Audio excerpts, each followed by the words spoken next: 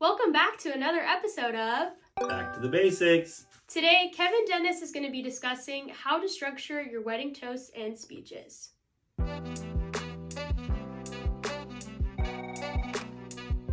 Hello. Okay, Kevin, be honest. How many speeches is too many speeches? I'm a firm believer you should have no more than 4 speeches at one time. You got to err on the side of guest experience. Your guests are going to start checking out after more than 4. They're not going to be very interested in what these folks have to say. So start with 4. If you want to have more than 4, then you can have maybe people go a little bit before dinner, have some people go after dinner. Also, another option is have them come to rehearsal dinner and do some speeches there. How should one order their speeches? Sappy to happy. Whoever may be a little bit more emotional, whoever may be a crier, start with them and then end with the people that are a little bit more lighthearted, comedic. It's okay to have the crying, but I think it's also good to end on that little bit of lightheartedness. What makes a speech forgettable versus unforgettable?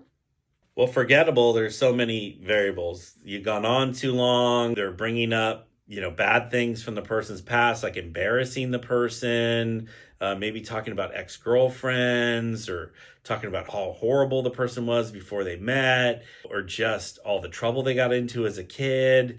There's so much stuff that can be done. And even if you bring up religion and politics, sometimes I've heard that, and you can like hear a pin drop in the room when those kind of things are happening.